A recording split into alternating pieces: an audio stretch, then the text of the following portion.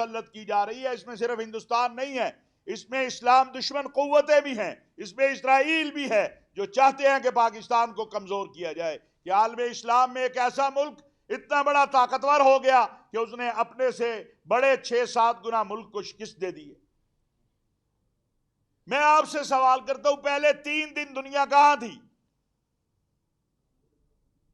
پہلے 3 دن جب ہندوستان نے ہماری مسجدوں پہ، ہمارے بچوں پہ، ہماری عورتوں پہ حملہ کیا، دنیا کدھر تھی؟ کوئی بولا تھا؟ 2-3 ملک آپ کے ساتھ کھڑے تھے، ترکی تھا، آذربائیجان تھا، سعودی عرب تھا، ایران کوشش کر رہا تھا، لیکن جس وقت آپ نے جواب دیا اور رب کریم نے آپ کو فاتح بنا دیا، پھر چند گھنٹوں کے اندر سارے آگے کے سیز فائر کریں، تو یہ آپ کو سمجھ نہیں آ رہی؟ یہ قوم سمجھتی ہے اس بات کو، یہ قوم جانتی ہے اس بات کو کہ یہ کیا تھا۔ اگر خدا نہ خواستہ وہی حالات رہتے جو پہلے 3-4 دن تھے، تو کوئی آپ کی مدد کے لیے آتا؟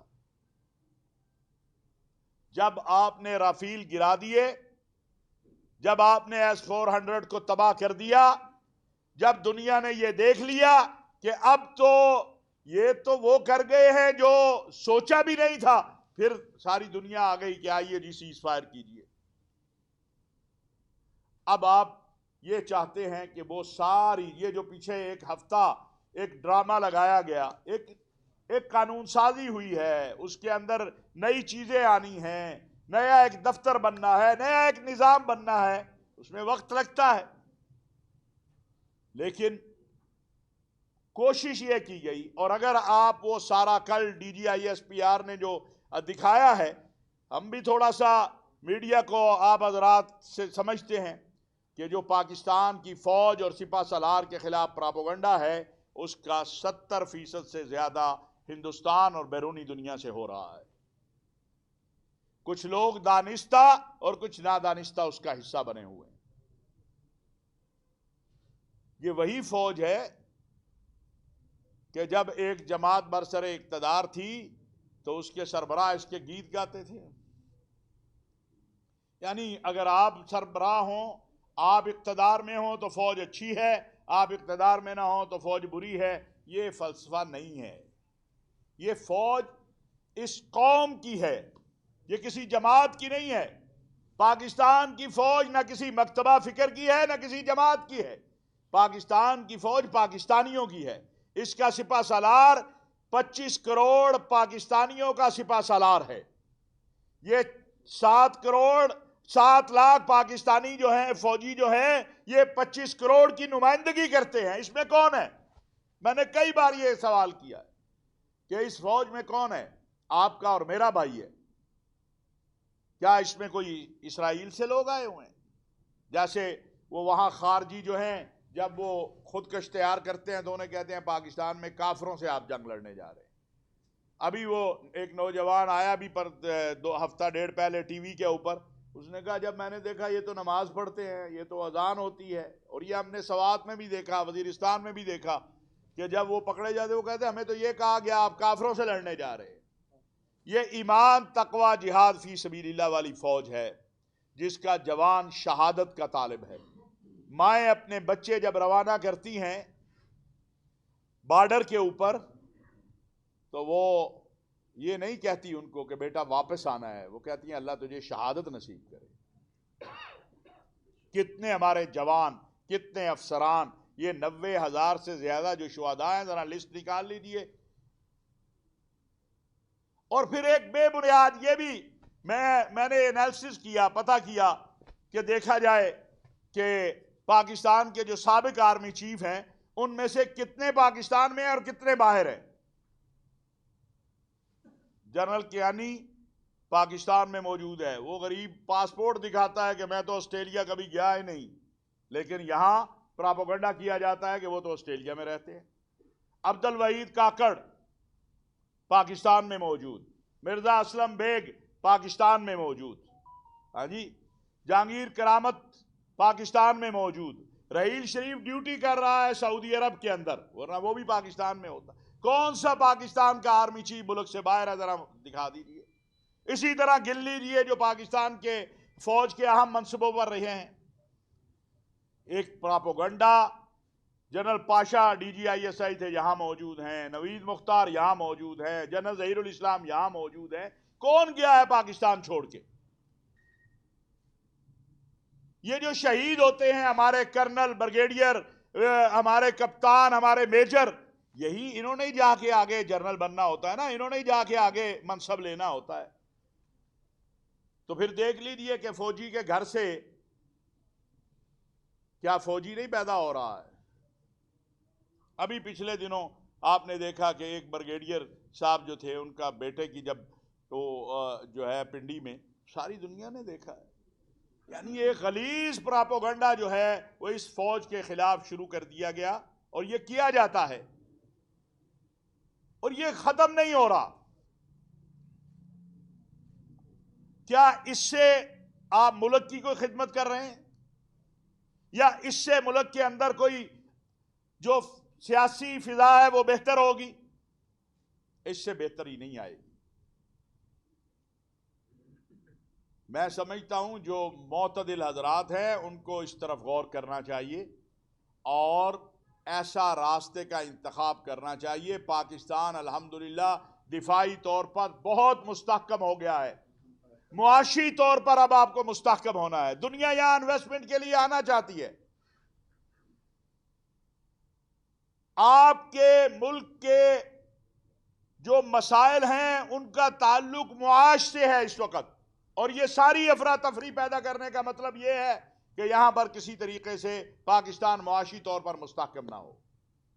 اس حوالے سے پاکستان علماء کونسل اور اس کی حلیف جماعتیں بڑا واضح موقف رکھتی ہیں کہ پاکستان کی فوج اور اس کی قیادت کے خلاف کسی بھی قسم کا بے بنیاد پراپوگنڈا کسی صورت قابل قبول نہیں ہے.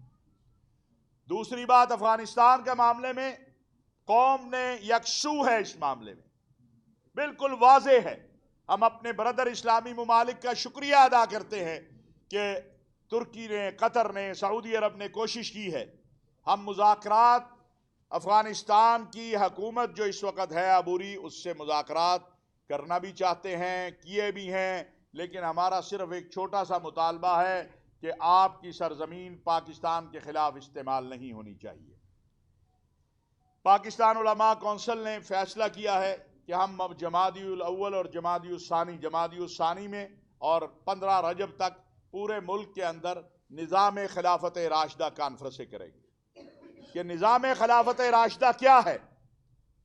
سیدنا صدیق اکبر، سیدنا عمر بن خطاب، سیدنا عثمان غنی، سیدنا علی رضوان اللہ علیہ مجمعین نے جو رسول اللہ صلی اللہ علیہ وسلم سے نظام لے کے نافذ کیا، وہ کیا ہے؟ پاکستان اس نظام کے لیے بنا ہے. اور آج میں دیکھ رہا تھا سوشل میڈیا کے اوپر، یہ بہت اہم بات ہے. جو موجودہ D G I S P R ہیں، ان کے والد صاحب، ان کی پہچان، ان کی وجہ سے ان کے والد کی پہچان نہیں ہے. ان کے والد کی پہچان پاکستان کے ایٹمی پروگرام کی وجہ سے ہے. ان کے والد اور ان کے خاندان کی پہچان پاکستان کے لیے قربانیاں دینے والے خاندان کی وجہ سے ہے، جو ہجرت کر کے آئے. میں چونکہ مشرف صاحب کے دور میں جس وقت ڈاکٹر عبد القدیر والا معاملہ ہوا تھا کچھ اسلامی ملکوں اور اس حوالے سے کچھ چیزوں میں، تو میں آج یہ بات کہنا چاہتا ہوں کہ کیا ہر وہ محسن پاکستان جس نے پاکستان کے لیے کچھ کیا ہے، آپ اس پر حملہ آور ہونا چاہتے ہیں؟ یعنی ہندوستان تو حملہ کرے ہمارے ایٹمی سائنسدانوں پر تو سمجھ آتا ہے. آپ پاکستان کے اندر رہتے ہوئے اور اپنے آپ کو پاکستانی کہتے ہوئے آپ حملہ آور ہوں، یہ قابل قبول نہیں ہے. کہتے ہیں جی جو ان کے والد صاحب تھے انہوں نے افغانستان چلے گئے، افغانستان میں جا کے انہوں نے کوشش کی کہ جی مدد کریں کیا اس وقت پورا عالم اسلام افغانیوں کی مدد کے لیے جا رہا تھا؟ گورنمنٹ آف پاکستان نے ملا عمر کی حکومت کو تسلیم کیا ہوا تھا، امارات نے تسلیم کیا ہوا تھا، سعودی عرب نے تسلیم کیا ہوا تھا. تو اگر اس وقت کسی نے جا کے ان کی کیا پاکستان کے اندر سے اس وقت جو ہے بہت سارے جو آپ کے ڈاکٹر تھے، سائنسدان تھے، آپ کے تاجر تھے، وہ اس وقت وہاں گئے کہ نہیں گئے؟ ملا عمر صاحب کی حکومت کے دور میں اس کو دنیا نے تسلیم کیا تھا، تو اگر اس وقت سلطان بشیر الدین چودھری صاحب بھی گئے وہاں پر اپنے بھائیوں کی مدد کے لیے یا وہاں جو ہے ان کی معاونت کے لیے، تو یہ تو کوئی جرم نہیں تھا، یہ تو قانونی طور پر پوری دنیا وہاں جا رہی تھی، اقوام متحدہ نہیں جا رہی تھی، یونیسیف نہیں جا رہی تھی، یو این او نہیں جا رہی تھی۔ ایک ایسا شخص جس نے ڈاکٹر عبد القدیر خان کے ساتھ مل کر پاکستان کو ایٹمی قوت بنایا، آج آپ اس کو بھی نشانہ بنا رہے ہیں، تو ہمیں سمجھ آتی ہے کہ یہ کہاں سے ڈوریاں ہل رہی ہیں، کہاں سے تکلیف ہو رہی ہے، اور بول کون رہے ہیں؟ جنہوں نے اس ملک کی بدنامی کے علاوہ کبھی کچھ نہیں کیا، وہ نام نہاد لبرل، جن کو چوئی صاحب سے بڑی تکلیف ہو رہی ہے، ان سے پوچھو تم نے آج تک اس ملک کے لیے کیا کیا ہے؟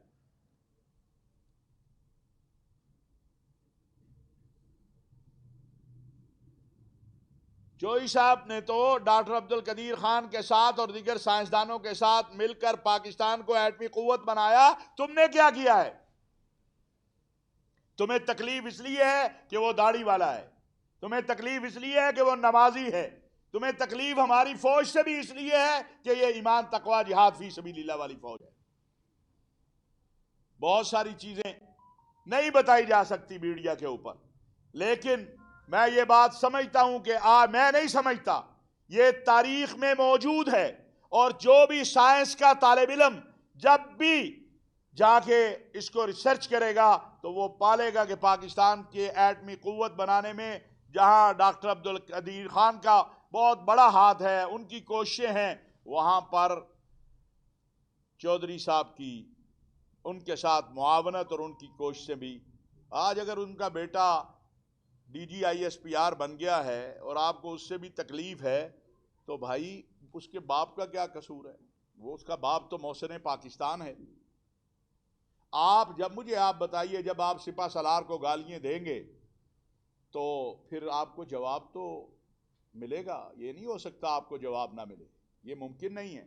کبھی آپ میر جعفر کے نعرے لگاتے ہیں، کبھی آپ کچھ کہتے ہیں، کبھی آپ کچھ کہتے ہیں، تو مجھے بتائیے کیا پاکستان کے اندر ماضی میں بھی، میں آج آپ کو بتاؤں، ماضی میں بھی فوج کے حوالے سے سیاستدانوں نے بات کی ہے، لیکن اس حد تک کوئی سیاستدان نہیں گیا ہے۔ نواز شریف صاحب نے بھی مخالفت کی، بے نظیر صاحبہ نے بھی کی، مولانا فضل الرحمان نے بھی کی، لیکن آپ ساری، اور پھر ان حالات میں جب آپ پر ایک جنگ مسلط کی جا رہی ہے، روز آپ کے جوانوں کی شہادتیں ہو رہی ہیں، میرا سوال ہے کہ گزشتہ ہفتے جو پولیس والے خیبر پختونخوا میں اور اسسٹنٹ کمشنر شہید ہوا، کون گیا ہے وہاں پر؟ کوئی گیا ہے ان میں سے؟ کسی نے جا کے ان کے ہاں فاتحہ کہی ہے؟ کسی نے جا کے ان کو پرسہ دیا ہے؟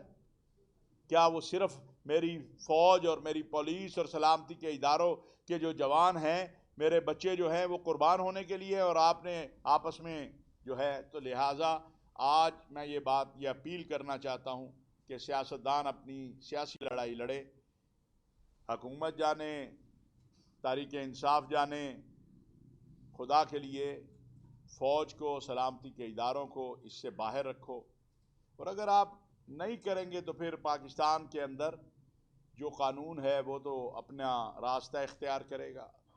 اور میں صدر مملکت سے اپیل کروں گا کہ جو اس وقت حالات ہیں، اس پر ایک آل پارٹیز کانفرنس کی ضرورت ہے، وہ آل پارٹیز کانفرنس بلائیں۔ افغانستان کا مسئلہ ہے، دہشت گردی کا مسئلہ ہے، معاش کا معاملہ ہے۔ ابھی میرا آج کے موضوع بالکل یہ قصد کی وجہ سے، ابھی میں سعودی عرب میں تھا پچھلے ہفتے، میں 3 واقعات صرف آپ کو بتانا چاہتا ہوں۔ کیا ہمارے لوگ جو لیبر کے لیے جا رہے ہیں، کام کرنے کے لیے جا رہے ہیں، ان کی تربیت نہیں کریں گے تو بند ہو جائے گی ساری دنیا۔ آج مختلف جگہوں پہ آپ کے ویزے، ان پر سختیاں ہیں، کیوں ہیں یہ؟ اس کا سبب آپ کو بتانے لگا ہوں۔ حرم شریف کے اندر، حرم شریف میں، مکہ مکرمہ میں، حرم شریف میں پاکستانی کام کر رہا ہے، پکڑا جاتا ہے، پتہ چلتا ہے کہ تانبے کی تار روز چوری کر کے لے جا رہا ہے حرم سے۔ مدینہ منورہ کے اندر پاکستانی پکڑے جاتے ہیں، یہ ایک ہفتے کے واقعات میں آپ کو بتا رہا ہوں۔ پتہ چلتا ہے کہ وہ منشیات بیچ رہے ہیں، ان سے عائش بھی پکڑی جا رہی، ان سے چرس بھی پکڑی جا رہی، ان سے منشیات بھی پکڑی جا رہی۔ اب بتائیے، طائف کے اندر جانور چوری کرنے والا گروہ پکڑا جاتا ہے 10 سے 15 لوگوں کا، وہ بھی سارے پاکستانی ہیں۔ تو ادھر بیچارہ محسن نقوی یا کوئی اور کیا کرے؟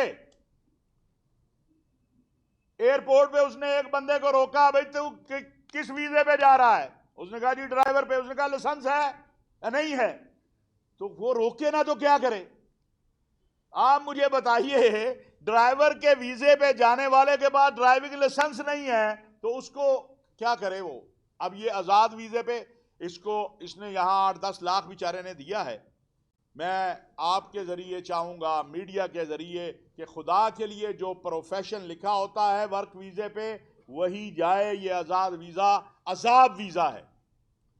پھر نہ ادھر کفیل، نہ ادھر کمپنی، اور یہ کئی لوگ ملتے ہیں کہ جی سال ہو گیا۔ ابھی مجھے مدینہ منورہ میں ظہر کی نماز پڑھ کے نکلا، ایک آدمی آیا، اس نے کہا جی سال ہو گیا ہے، آزاد ویزا تھا، نہ واپس جا سکتا ہوں، نہ کفیل کا پتہ، نہ کچھ۔ خدا کے لیے آپ کی وجہ سے ہزاروں لوگ جو ہیں باقی وہ رکے ہوئے ہیں اور رک جائیں گے۔ اس میں کسی کا قصور نہیں ہے۔ پاکستان سے وہی لیبر آگے جا سکے گی جو سکل لیبر ہوگی، جو سیکھی ہوئی ہوگی۔ پوری دنیا نے اپنے آپ کو تبدیل کر لیا ہے، ہمیں بھی اپنے آپ کو تبدیل کر لینا چاہیے۔ یہ چند باتیں تھی، کوئی آپ بات کرنا چاہیں؟ یہ بتائیے گا کہ آپ نے کہا ہے کہ جی پاکستان کے خلاف، ریاست کے خلاف، ریاستی اداروں کے خلاف پروپیگنڈا کی مہم چل رہی ہے۔ اب سیرت آتی ہے، ایک شخص جیل میں بیٹھا ہے، اس کے پیغامات بھی نشر ہوتے ہیں، اس کی جماعت بھی جو ہے اس کو کرتے ہیں۔ کیا حکومت اتنی طاقتور نہیں ہے کہ اس پر مکمل پابندی عائد کر کر اس کو کیوں نہیں، اس کو کوئی نصیحت بھی کر دیں آپ کہ اگر اس کی کوئی علاج ہو سکتا ہے ممکنہ تو وہ بھی کر دیں؟ دیکھیں، یہ حکومت کی ذمہ داری ہے۔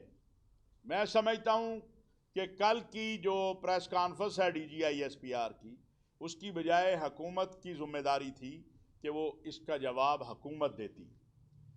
اس بیچارے نے تو آگے پھر کرنی ہے، جب آپ روزانہ فوج کو اٹیک کریں گے تو وہ تو بات کرے گا۔ اگرچہ پرسوں تارڑ صاحب نے دونوں تارڑ برادران نے پریس کانفرنس کی، لیکن اب بھی آگے بھی ذمہ داری سیاسی مذہبی قائدین کی ہے کہ وہ اس حوالے سے بات چیت کریں۔ فوج کے ترجمان کو نہ آنا پڑے کہ وہ آ کے تو اپنا، آخر وہ سپہ سالار پوری قوم کا ہے، تو وہ جو اس کے بچے ہیں، جو اس کی فوج ہے 7 لاکھ، ان کے دلوں میں بھی تو دکھ جاتا ہے کہ نہیں جاتا کہ ہمارے سپہ سالار کو ایک طرف پوری دنیا پذیرائی دے رہی ہے، یعنی ارض حرمین شریفین کے جنود ہونے کا اعزاز مل رہا ہے آپ کو۔ ٹرمپ کہتا ہے میرے لیے اعزاز کی بات ہے فیلڈ مارشل سے ملنا، اور آپ کے ملک کے اندر چند لوگ جو ہیں وہ، آپ مجھے بتا دیں، خود خان صاحب کے جو وہ میسیج آیا، اس کو پی ٹی آئی میں سے کتنے لوگوں نے، ان کے کتنے ممبران پارلیمنٹ نے جو ہے وہ آگے پھیلایا ہے؟ یعنی اس کا مطلب ہے آپ کی اپنی پارٹی کے اندر بھی لوگ آپ سے متفق نہیں ہیں۔ یہی تو مسئلہ ہے ہمارے ہاں کہ ہم جمہوریت کا نام لیتے ہیں، نہ ہماری جو ہے پارٹیوں میں جمہوریت ہے، اور نہ ہم ملک میں صحیح طرح جمہوریت چاہتے ہیں۔ ہم نے یہ دیکھا ہے کہ جو سوشل میڈیا، موبائل جو ہے وہ بچے ہر بندے کے پاس ہے، سوشل میڈیا بھی ہے، اور ماضی میں یہ چیزیں سامنے آئی ہیں کہ وہ سوشل میڈیا اکاؤنٹس بیرون ممالک لائک افغانستان اور انڈیا سے آپریٹ ہوتے رہے۔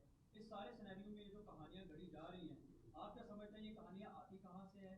اور جو ان کو کہانی بنا کے آگے پروپیگنڈا کرتے ہیں، ان لوگوں کے خلاف کس حد تک کارروائی کی؟ دیکھیں، ہم نے پچھلے سال محرم پہ اس پہ کام کیا تھا، تو 70 سے 80% یہ ہندوستان اور بیرونی دنیا سے یہ جو ہے پھیلایا جاتا ہے۔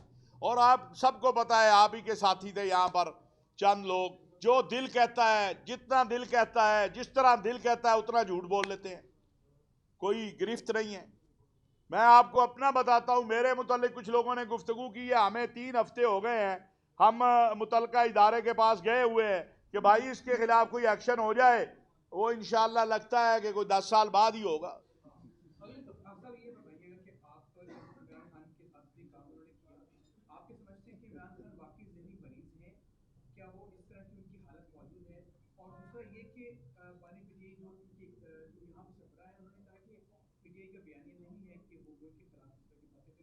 میں سمجھتا ہوں جب آپ اپنے ملک کے سپہ سالار کے خلاف ایسے الفاظ استعمال کریں گے تو جواب میں آپ کو کوئی حلوہ نہیں پیش کرے گا، جواب میں آپ کو اس سے سخت الفاظ ملنے چاہیے.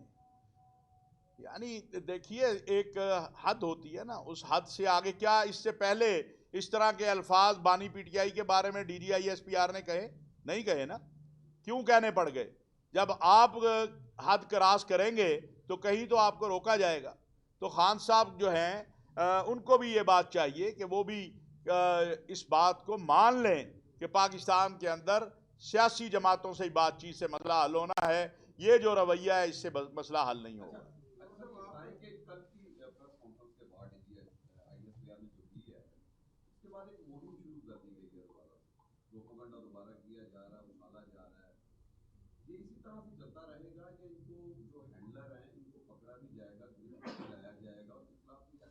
میں سمجھتا ہوں جو ملکی سلامتی کے خلاف نکلتا ہے وہ کوئی بھی ہو، وہ ادھر سے ہو یا ادھر سے ہو، اس کے خلاف قانون کو حرکت میں آنا چاہیے. جو فوج میں تقسیم پیدا کرنے کی کوشش کرے، جو فوج اور قوم میں تقسیم پیدا کرنے کی کوشش کرے، اور جو جھوٹے بیانیے تخلیق کرے. آپ یہ دیکھیں پچھلا پورا ایک ہفتہ کیا کچھ نہیں کہا گیا. کچھ لوگوں نے بغاوت کرا دی، کچھ لوگوں نے گرفتار کرا دیا، کیا کچھ نہیں ہے. آپ جائیں سوشل میڈیا پہ دیکھ لیں. یہ ایسے کذاب ہیں کہ صرف چند اپنے ڈالروں کے لیے یہ نہیں خیال کرتے کہ ان کے اس پراپوگنڈے کا جو عوام پر جو ہے اور عام آدمی جو ہے وہ کتنا متاثر ہوتا ہے، اس سے آپ کی معیشت کتنی متاثر ہوتی ہے، بیرونی دنیا میں اس کا کیا اثر جاتا ہے. آپ ہمیشہ تربیت کی بات کرتے ہیں، جب بھی آپ کی پریس کانفرنس علماء دین ہو یا کوئی بھی ہو تو آپ یہ کوشش کرتے ہیں کہ مقاومت کا راستہ نکلے اور تربیت پہ آپ بہت زیادہ فوکس ہیں. تو کیا اسلامی نظریاتی کونسل کے پلیٹ فارم سے جب وہ آپ بات کرتے ہیں تو علماء کرام کی ایک جو جماعت ہے وہ دوسری طرف کھڑی ہو جاتی ہے اور اس کو انڈوز کرتے ہیں جو آپ اتنی محنت کر کے ایک ماحول پیدا کرتے ہیں. تو کیا اسلامی نظریاتی کونسل کے پلیٹ فارم سے اس تفریق کو ختم کرنے کے لیے کوئی پلاننگ موجود ہے کہ ہم کم از کم ایک پیج پہ آ جائیں سارے، اور جو ہم میں سے نکل کے کوئی اختلافاتی رائے رکھتے ہیں تو کم از کم پاکستان کے لیے یا ملک کے لیے یا کوئی ایک ہی دوسرے پہ تو نہیں، دہشت گردی کے خلاف تو پوری قوم ایک ہے، کسی مکتبہ فکر میں کوئی اختلاف نہیں ہے. پیغام پاکستان پہ 18,000 علماء سائن کر چکے، شیخ الازہر کے سائن ہیں، امام کعبہ کے سائن ہیں، ہم سب لوگوں کے سائن ہیں پیغام پاکستان کے اوپر. دہشت گردی کے خلاف جو ہے ہم سب ایک ہیں. سیاسی میدان میں سمجھتا ہوں کہ آصف علی زرداری صاحب کو، وہ صدر مملکت ہیں، مفاہمت کے بادشاہ بھی کہلاتے ہیں، ان کو دیکھنا چاہیے اور سیاسی جماعتوں کو بھی چاہیے کہ وہ مل بیٹھے اور پاکستان کو جو موجودہ حالات میں اللہ تعالیٰ نے کامیابیاں دی ہیں، اب معاشی میدان کے اندر پاکستان کو مزید آگے لے جانے کے لیے سب مل کر محنت کریں. بہت شکریہ، جزاک اللہ خیر.